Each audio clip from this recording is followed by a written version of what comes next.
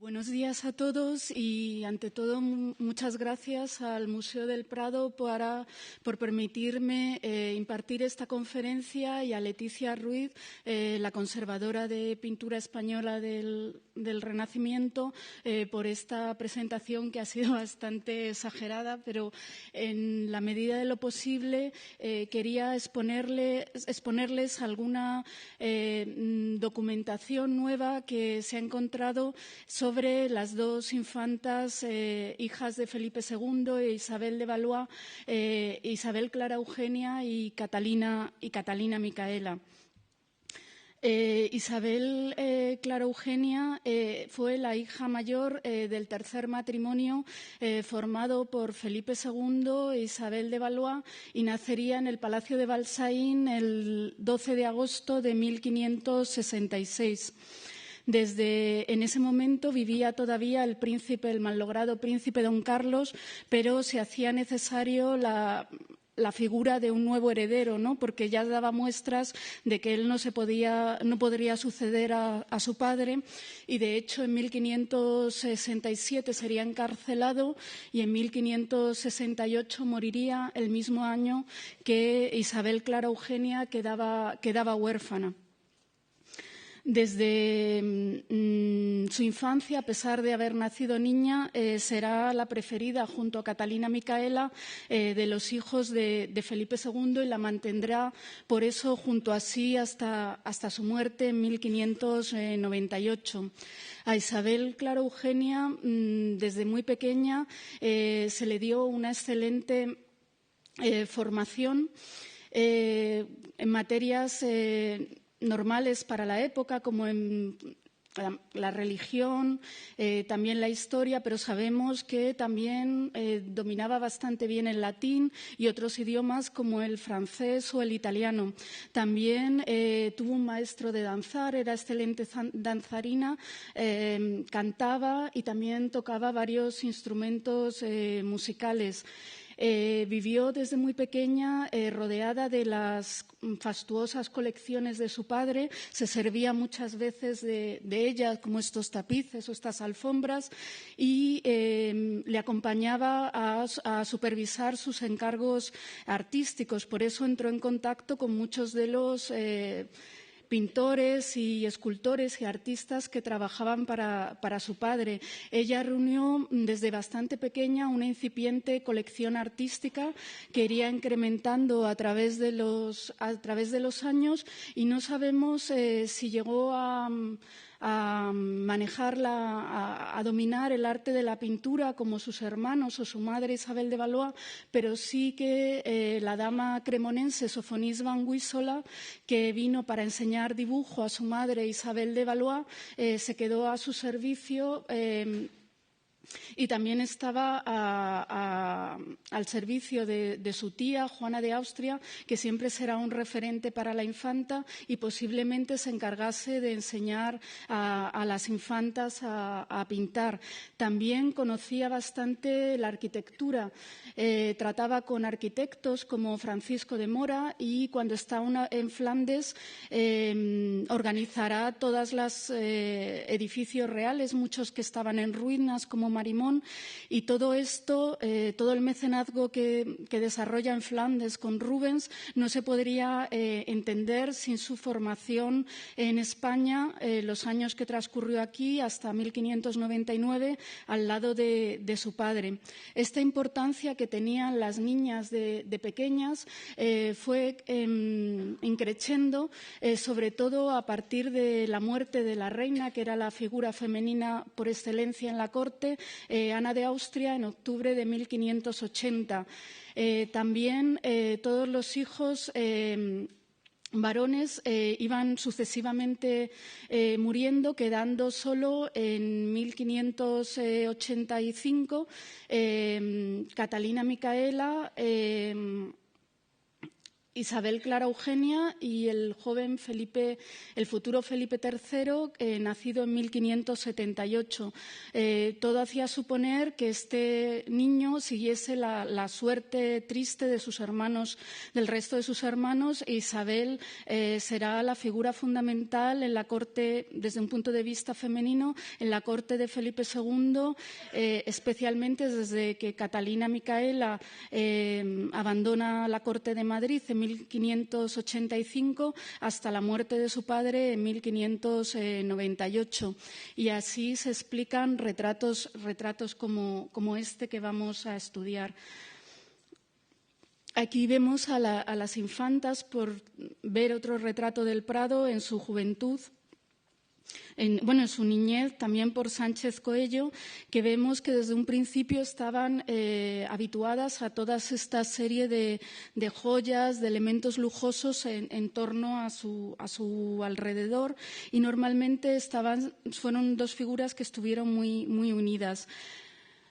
El anterior retrato al que nos ocupa sería pareja o relacionado con este retrato que se pinta hacia 1584, antes de que Catalina Micaela abandone la corte española. Y sabemos que a Turín se enviarían dos retratos, uno de Catalina Micaela y otro de Isabel Clara Eugenia, que no nos ha llegado. Aquí vemos a Catalina Micaela ya vestida a la española y en la corte de Turín con su familia. Y el retrato anterior que tenemos, que se conserva de Isabel Clara Eugenia como un personaje aislado, solo, sería este retrato de 1579, donde la vemos apoyada en una silla como una de las versiones del retrato que estudiaremos. Y también vemos, a pesar de su temprana edad, la riqueza con la que está adornada y todas las joyas que empezó a lucir desde muy pequeña.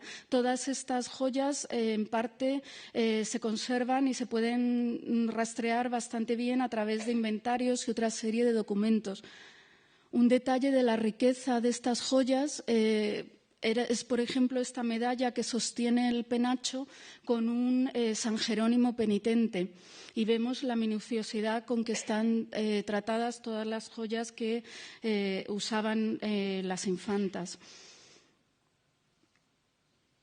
Aquí, entonces, en este retrato se nos presenta a la infanta vestida con un traje de corte, y viste una saya con mangas de punta, una saya blanca con mangas de punta, bordado en oros con palmas de rizo de oro.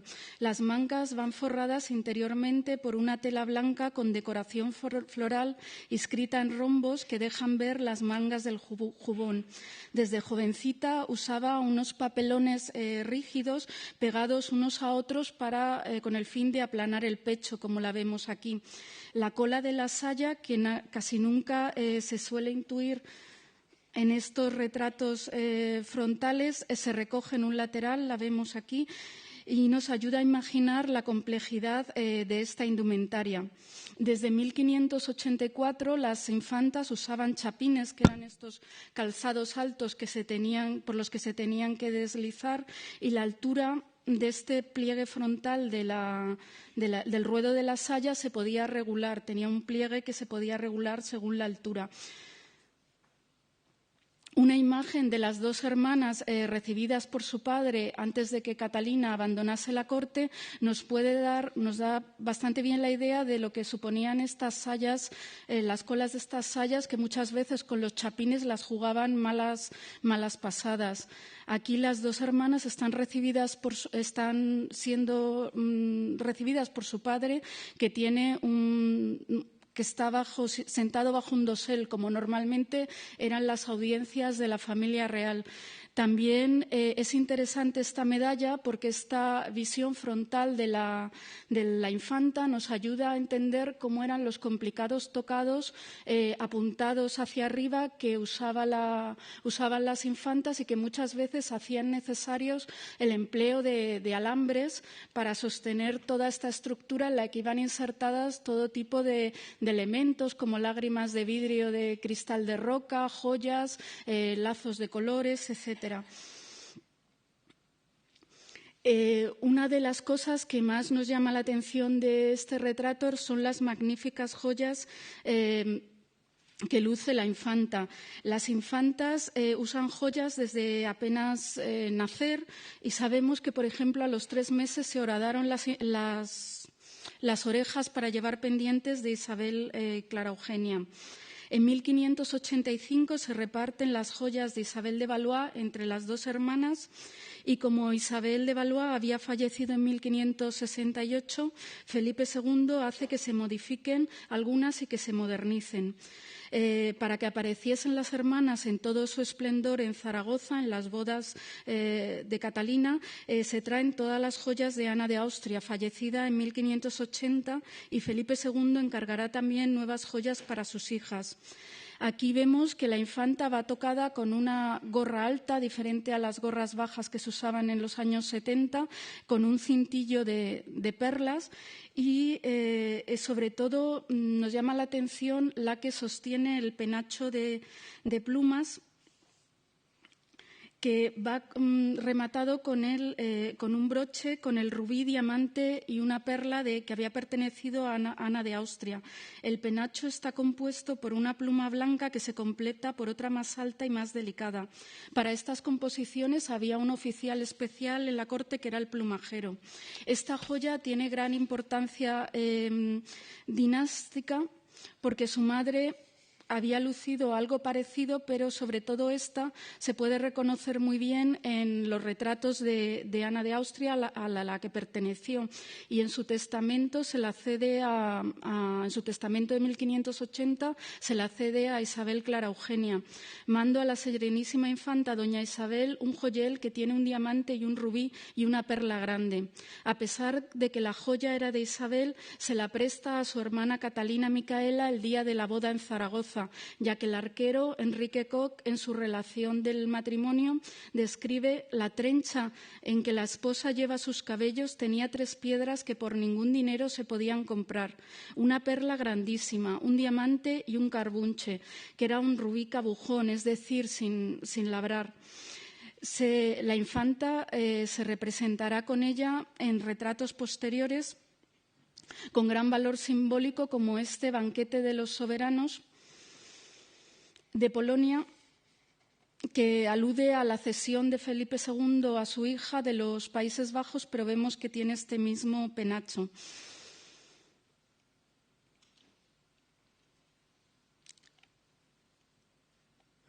Sí, la cintura de perlas, aunque está muy perdida, con diamantes, que estos diamantes muchas veces los vemos un tono un poco oscuro, porque la costumbre en el Renacimiento era pintarlos de negro para detrás para que tuviesen un brillo muy especial, y lo vemos en casi todas las joyas de la infanta, alternando con estas perlas y esta broncha con un collar que está a la mitad perdido.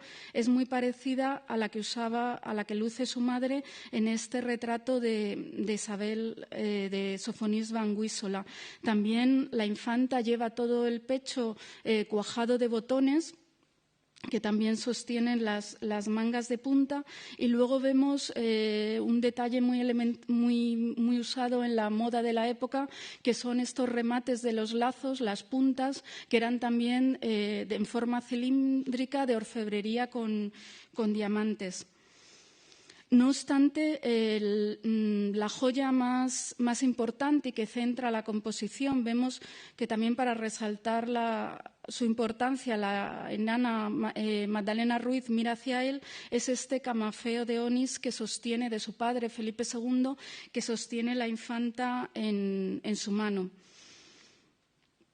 Ya en este sentido, para resaltarla en los retratos de aparato del Renacimiento, era muy común esta serie de elementos para hablarnos de la dinastía y de la genealogía de la infanta, de quién era descendente.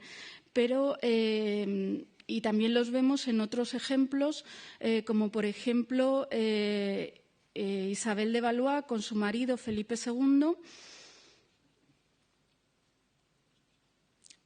Pero también estos ejemplares existían en realidad, se reflejan en los inventarios.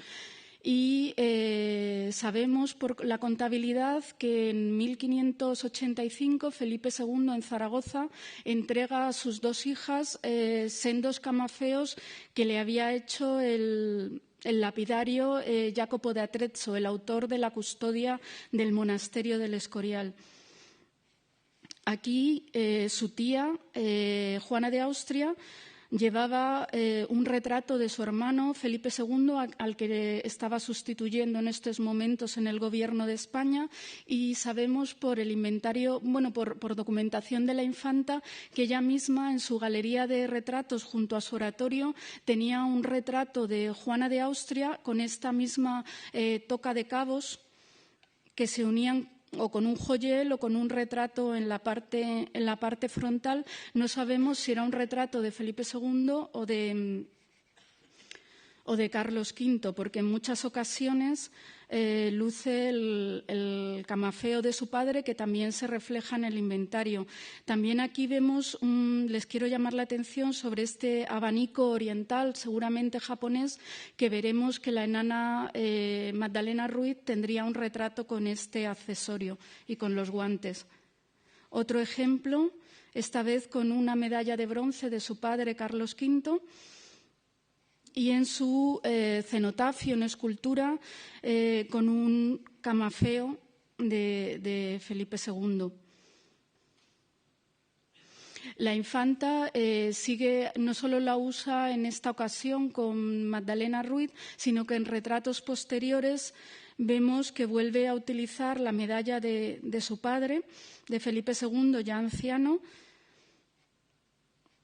o en este caso de su hermano Felipe III, porque seguramente ya este retrato pertenece al periodo en que ella está como gobernadora de Flandes.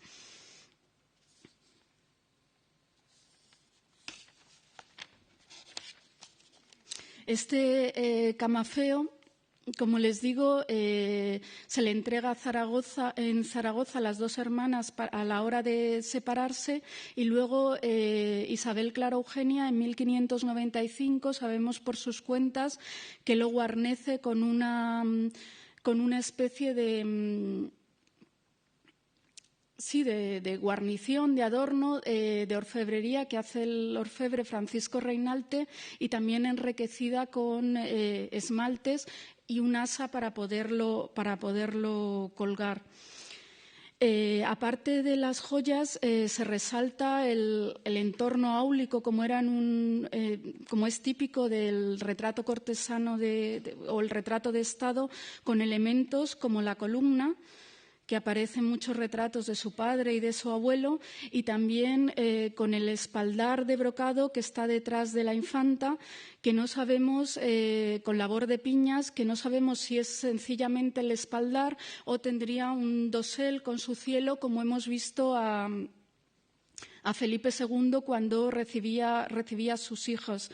También la infanta está elevada sobre un estrado de honor, que era una especie de plataforma, vestida con una de las alfombras orientales de la colección de su padre, posiblemente persa. Todo esto se guardaba en el oficio de tapicería y se trasladaba en las diferentes estancias reales donde se celebraban las jornadas, al Pardo, Aranjuez, y también por el oficio de furriera, y también se cambiaban según las estaciones del año. En invierno solían sacarse las alfombras, mientras que en verano había esteras de junco. La infanta, por muchos testimonios, sabemos cómo recibía a las audiencias de una manera muy similar. Muchas veces estaba apoyada sobre una mesa al lado de su padre, Y así, por ejemplo, sabemos que cuando viene Camilo Borghese en 1594, le recibe bajo un baldaquino de brocado y con la estancia cubierta de tapices flamencos, y otras veces recibía en el Alcázar, en la Sala de las Furias de Tiziano, de la que pueden ver la exposición ahora, con las cabezas de las estaciones de Archimboldo debajo.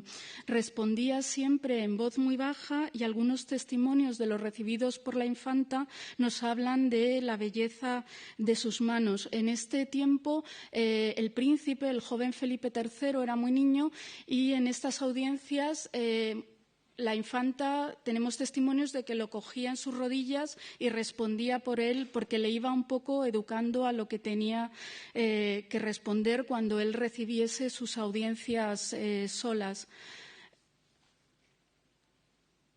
En contraste con la belleza de la infanta, encontramos a un nivel inferior la figura de la bufona, vamos a llamarla, de la loca Magdalena Ruiz, que era una de las muchas gentes de placer que poblaban el palacio. Dentro de las femeninas había enanas como Elena Fuertes o Sofía, cuya pequeña estatura hizo que fuesen meninas. En los últimos años de la infanta en Madrid encontramos nombres como Catalina de Alter, la portuguesa, o Isabelica, la loca, por centrarnos solamente, como les digo, en las figuras femeninas. Sobre esto tienen dos excelentes estudios de José Moreno Villa y más posterior de Fernando Bouza, que nos habla de todas estas criaturas que poblaban el palacio.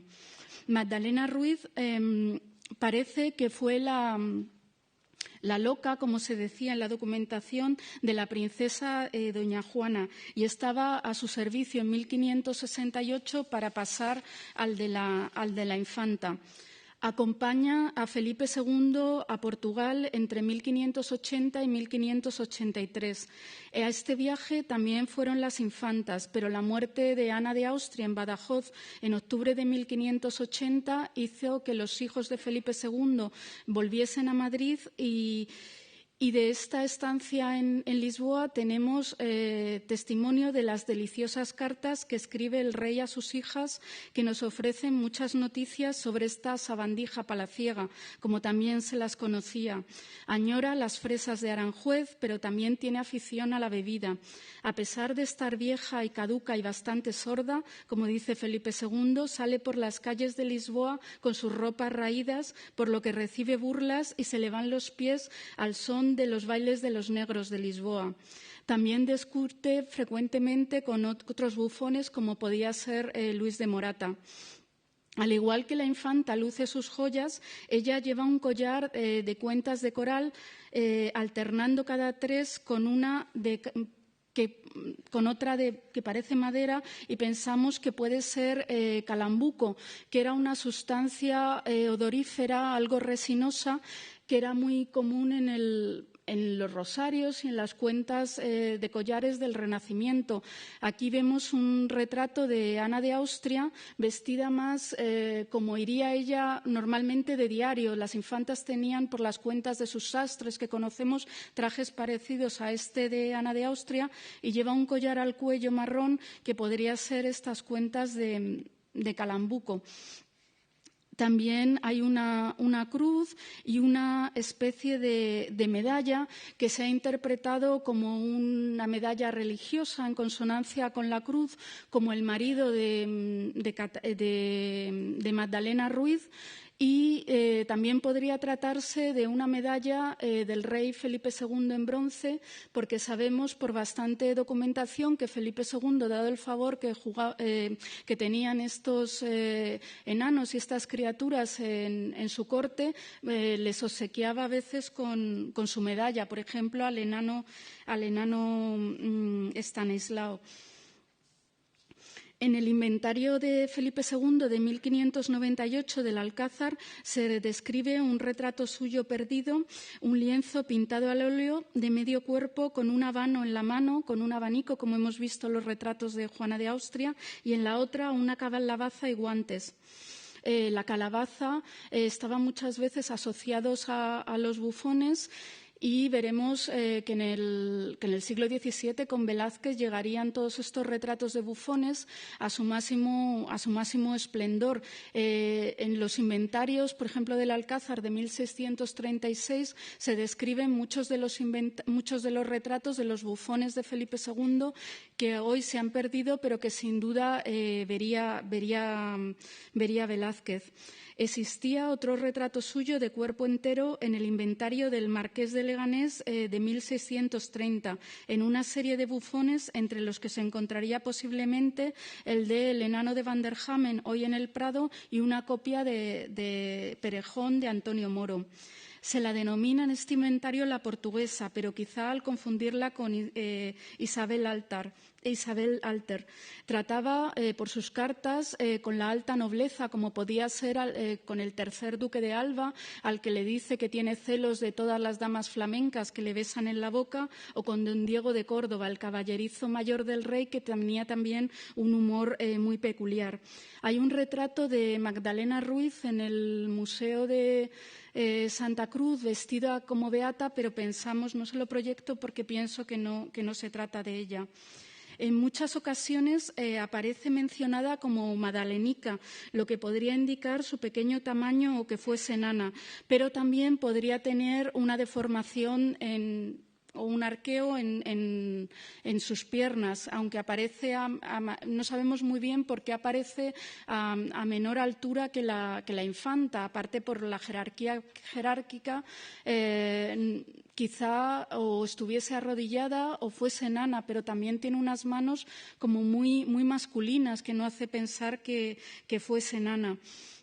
A pesar de que en la documentación se la denomina loca, pudo testar y en 1584 redacta su testamento. Por él sabemos que era viuda de don Rodrigo de Tejeda, también criado real. Tendrían al menos 2 hijas, Juana, casada con Francisco de Oviedo, y otra monja en el monasterio de Santa Cruz de Cubas. Sus albaceas testamentarios serían algunos criados del rey, como el ayuda de cámara Sebastián de Santoyo, cercanísimo a Felipe II. También mantendría algún criado, prueba de su relativo desahogo económico. En 1592, el embajador Sabaudo cuenta a Catalina Micaela que Madalena aún priva, es decir, que aún cuenta con el favor real, aunque su papel se iba eclipsando y sustituyendo por nuevas figuras como Vicentica Ferrer. En 1592, entre las mercedes de la infanta, sabemos que la regala un manto de burato. En 1597, Magdalena estaba en el convento madrileño de Santa Isabel, retirada de palacio debido a su precaria salud. Y en 1605 murió en el Escorial, según consta en su partida de defunción existente en la iglesia parroquial del Escorial de Abajo. En el siglo XVI, los palacios reales se diferenciaban de los actuales museos en que estaban poblados de numerosos animales, con los ruidos y olores que podemos imaginar. Como era tradicional en su familia, la infanta, aquí vemos algunos retratos que he traído donde se ven no figuras de enanos, pero sí que podían ser antecedentes para este retrato. También en otras cortes, como la de Turín, que aquí vemos la deformación de este enano, de Carlo Emanuele, y luego consecuencias como el retrato de la nueva reina de España, Margarita de Austria, con la enana que sabemos que se llamaba Sofía y un monito, y luego Isabel de Austria, ya viuda, es la magnífica retrato que tenemos en las descalzas reales cuando se acaba de casar con el rey de Francia, también con una enana. Isabel Clara Eugenia, después ya en Bruselas, con una figura que posiblemente se puede interpretar como una enana. Ahora les quería hablar, me he adelantado, perdón, antes de las figuras, otras figuras que aparecen en ese retrato que eran muy importantes para la infanta, como eran sus mascotas. Como era tradicional en su familia, Felipe II, todos los miembros de la Casa de Austria, las infantas tuvieron mascotas desde su niñez. Aquí vemos para esta tradición a Margarita de Austria en Malinas, donde ya tiene, aparte de un perro faldero, uno de los monos, hacia 1525 se los hacía traer expresamente desde Portugal. Las infantas desde niñas tuvieron estas mascotas, como por ejemplo este jilguero que aparece en un cuadro de cuando ellas están en las descalzas. Todos estos animales las acompañaban en sus viajes y, aparte dentro de los pájaros, estarían los tordos y los papagayos, que tenían una lengua gruesa que les permitía hablar, por eso eran muy apreciados. Y aquí vemos también uno de los perritos falderos, muchos de los cuales les enviaba su abuela Catalina de Medici desde Lyon. También aparecen en fecha bastante temprano las monas que se sujetaban con cadenas metálicas, como las que vemos en este retrato, y viajaban con la infanta en todas las jornadas reales, como por ejemplo al Escorial, teniendo sus camas con colchones, cajas con ruedas, como las actuales mascotas, etc. En las cuentas del sastre de las infantas vemos cómo estas monas se vestían con sayos, vaqueros y trajes turcos de vistosos colores como los de los bufones. Junto a ellas se mencionan micos de menor tamaño, que serían lo que hoy conocemos como titis. La infanta llevará a todos sus animales exóticos a Bruselas en 1599, y cuando Felipe III, que la enviaba regularmente todos estos animales desde la corte de Madrid, le envía una mona, le recordará, dice que es muy buena mona y que le recuerda una que se comió los fuelles de un órgano del Escorial cuando ellos eran pequeños. En el Escorial también los monjes obsequiaron a las infantas con una ardilla mansa con su correa. La infanta en sus habitaciones, aparte de estos pájaros en jaulas, tenía animales como chovas o grajas. Perdón. Aquí vemos la chova con su cascabel, a las que ponía estos cascabeles, y también las iniciales metálicas de Isabel, para que cuando se perdiesen fuesen reconocibles. También conocemos fugas de estos animales y las vicisitudes que pasó el mayordomo mayor del príncipe, el marqués de Velada, cazando a estas chovas por los tejados del Alcázar cuando se las tenía que enviar a Bruselas a Isabel Clara Eugenia. Aparte de estos animales que estaban más dentro del palacio, en la corte de Madrid había animales como el rinoceronte, el elefante de Portugal, cebras, y también la infanta concretamente mantenía a costosos gatos de Algalia africana que producían una sustancia odorífera muy apreciada que la infanta guardaba en pequeñas botellitas de cristal. Dentro de los animales de las mascotas, su preferida era la perrita, que sabemos que se llamaba Marfisa, que tuvo varias crías, y las damas de la infanta hicieron una procesión con todas ellas ante la emperatriz María en las descalzas reales en 1599. Estas a veces causaban desperfectos, como cuando en el Escorial una de ellas entra a la habitación de Felipe II rompiendo un almohadón y causando el enfado del rey. También devoran un pabellón nuevo y un libro del Flor Santorum de la infanta. Otro papagayo de las infantas desgarrará un vestido a un servidor de estas.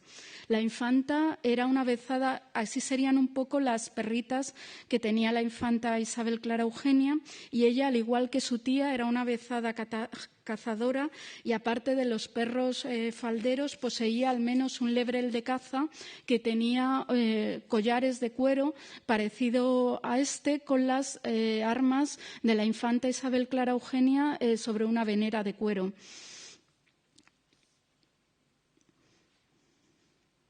Aquí vemos finalmente todos estos animales que se hace llevar a Bruselas a una dueña suya con todos los animales o parte de los animales que tenía la infanta como mascotas. Estos animales muchas veces exóticos no hay que olvidar que suponían una especie de símbolo del dominio de la Casa de Austria sobre el Nuevo Mundo, y no solo había menageries exóticas en Lisboa, sino en otras ramas de palacios de la Casa de Austria, como podía ser también Praga, y continuamente estaban llegando estos animales viajando por Europa.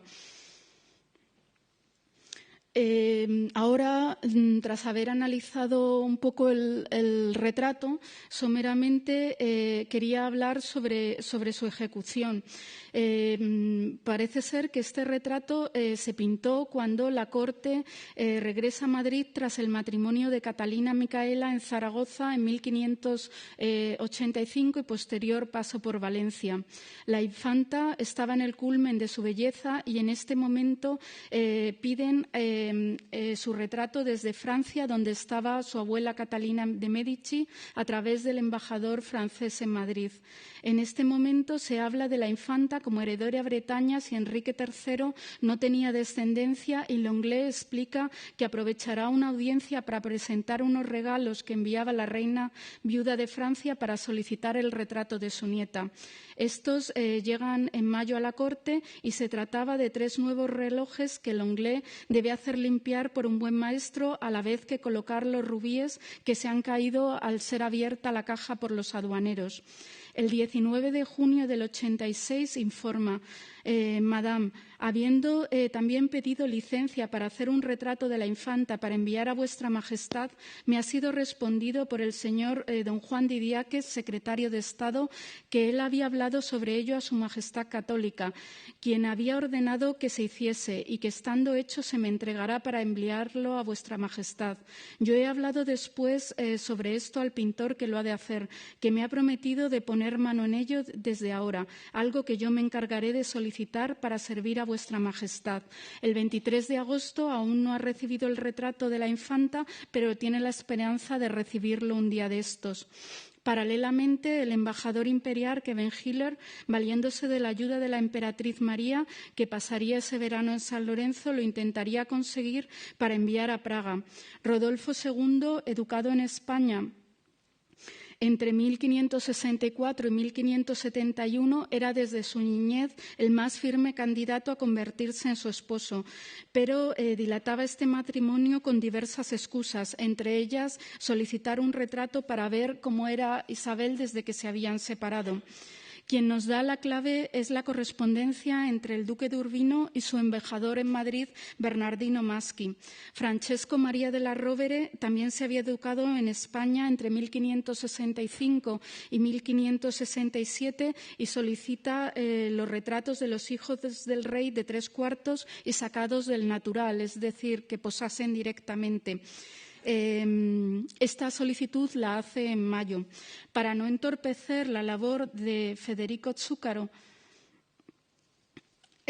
súbdito suyo y trabajando en estos momentos en acabar las puertas de los armarios relicarios de la Basílica del Escorial, se recurre al pintor y retratista Alonso Sánchez Coello, que también estaba en el Escorial aderezando o restaurando, como diríamos modernamente, unas pinturas. El 26 de julio del 86, Bernardino Maschi informa: Alonso Sánchez, pintor, del cual, como del mejor artífice que está aquí, pienso valerme, si vuestra Alteza no me dice otra cosa, que podría ser Zúcaro, se encuentra en el Escorial retratando a la serenísima infanta, así que con un poco de tiempo este retrato se obtendrá. He escrito sobre ello a Zúcaro y también al mismo Alonso Sánchez, con el cual estaré pronto en cuanto torne del Escorial a Madrid. No olvidemos que el 10 de agosto de 1586 comienza a tener uso la Basílica Escurialense y el 12 de agosto la infanta ofrecería 20 monedas de oro en su capilla para celebrar su 20º cumpleaños. Por cuentas de otros años, sabemos que siempre en estas ocasiones vestía de un modo especial, como podía ser la saya que hemos visto en el retrato. Bernardino Maschi relata su visita al monasterio al duque de Urbino el 23 de agosto. Encontré en el Escorial que el rey estaba muy bien y así los serenísimos príncipe e infanta. Por cuanto procuré saber de muchos y particularmente de Zúcaro que la había visto, la señora infanta está de la mejor manera que se puede desear y son falsas las noticias difundidas en Italia de su gordura. Alonso Sánchez hará los retratos, pero necesita tiempo y por ello me escribió y después me lo ha dicho. Maschi entiende que el matrimonio de la infanta con Rodolfo II está casi cerrado, aunque el embajador francés piense lo contrario. El 20 de septiembre de 1586 dice que al estar aún Sánchez Coello en el Escorial no le puede decir nada de los retratos y una vez que regrese a Madrid se dará toda la prisa posible en la ejecución. El 18 de octubre de 1586, Sánchez Coello aún trabaja en el Escorial en el de la Infanta. Se atiende ahora con mayor diligencia en los retratos. Ha estado aquí, en Madrid, se entiende, Zúcaro, quien me dice que Alonso Sánchez tenía ya en buenos términos en el Escorial aquel de la Serenísima Infanta. A finales de octubre, cuando la infanta se traslada con su familia al Pardo para cazar, Sánchez Coello trae a Madrid el prototipo y el 1 de noviembre de 1586 relata Maschi: he visto el retrato terminado de la Serenísima Infanta, que es bastante bello, pero entero del natural. Ahora Alonso Sánchez se pondrá con aquellos de vuestra Alteza, que han de ser de 3/4. Que Benhiller obtendrá también una de estas réplicas y cuando lo envíe a Praga en diciembre de 1586 lo definirá como lo mejor que ha hecho Alonso Sánchez Coello. En él no se esconden algunas particularidades físicas de la infanta, como su leve prognatismo o barbilla adelantada que la emparentaban con su abuelo, el emperador Carlos V. Diego de Córdoba la define en 1589 como más blanca que la leche y más hermosa que el prado por abril de flores lleno y la mejor persona de cuantas cubre el cielo y pisa el cielo. Que Benhiller ya en noviembre de 1588 destacará entre las virtudes que adornan a Isabel Clara Eugenia está el hecho de que sabe cosas tanto de mujeres como de Estado. La mayor parte del día lo pasa junto a su padre ayudándole a revolver papeles y en esto podría ayudar muy bien al emperador, que siempre estaba con sus melancolías y abandonando las tareas de Estado. Y es de tan buena disposición de su persona en cuanto se puede juzgar por lo exterior de ella que no podría ser de mejor, siendo su Alteza de tamaño que me parece que conviene para la casa de vuestra Majestad, porque es alto más crecida que ninguna de las mujeres que yo he conocido de ella, y en fisonomía y ser del rostro como el retrato que le envié últimamente, porque está a parecer de todos bien natural. Con esto le intentaba que Rodolfo II se resuelva pronto en el matrimonio con ella, ya que podría quedar viudo el rey francés Enrique III, que morirá en 1589. Como vemos, este retrato, el prototipo, está acabado a finales de octubre de 1586. Entonces, se enviarían réplicas seguramente más oficiales, en las que no apareciese Magdalena Ruiz, sacadas del prototipo a Francia, Praga y Saboya, a la infanta Catalina Micaela. Serían posiblemente cercanas a esta que se conserva en el Museo de San Carlos, en que, como hemos visto en el retrato más oficial de 1579 del Prado, apoya su mano en una silla. El embajador francés enviará a Francia un envoltorio de aproximadamente 125 centímetros en febrero del 87 y seguramente le sea entregado en la audiencia que se le concede en diciembre del 86 por el rey y su hija, en la que presenta los 3 relojes, regalos de Catalina de Medici para su nieta, que admirando el rey, sobre todo los más pequeños, y el que lleva sonería. En esto enlazamos con la conferencia que tuvieron de Amelia Aranda los días pasados. En los inventarios de Catalina de Medici del 89 se describen muchos retratos de su nieta, pero no sabemos exactamente si uno de ellos podría ser este. El cuadro para Urbino partirá también en marzo del 87. De este retrato hay muchísimas versiones, algunas muy distorsionadas en el mercado del arte, en colecciones italianas, y será el prototipo que durará hasta la muerte de Sánchez Coello en 1568. Aquí les pongo un ejemplo con el camafeo del rey que está en el Palacio Real. Y también Blas de Prado haría una grisalla similar a este retrato para la entrada de la reliquia de Santa Leocadia en Toledo, hoy en el Museo de Santa Cruz. Parece que Sánchez Coello le proporcionó un modelo para el rostro, y hay algunas diferencias, como el tocado un poco diferente y las mangas que son de la saya, que son redondas. Como les decía, cabe pensar que este prototipo de 1586 se mantiene hasta la muerte de Sánchez Coello en el 88, y así sería el retrato que el propio Sánchez Coello envía al Papa Sixto V, pero queda retenido en la colección del duque de Medici, Fernando I de Toscana. El siguiente retrato que sabemos documentalmente que se haría de la infanta sería realizado por el pintor italianizado Caraca, Jan Craek, flamenco, que vuelve a retratar a la infanta y a sus damas en el Escorial en el verano de 1591. El Escorial era un momento de esparcimiento de la familia real, más lúdico, y permitía todas estas sesiones de posado. Muchas veces solo se haría un dibujo con el que luego se podría elaborar un retrato mucho más acabado. Entonces, por eso no es de extrañar que todos estos retratos se hiciesen allí en verano. Como les decía, en el verano de 1591, Caraca retrata a la infanta y a la familia real y corren rumores de que ha engordado mucho. Estos retratos llegarán a Turín en 1592. De 1592 es el que hace, seguramente basado en un modelo perdido, el pintor Antonio Ricci para el Patriarca Rivera de Valencia. Como el resto de la serie, el pintor se basa en modelos que circulaban por la corte, aunque modificándolos conforme a la moda femenina del momento.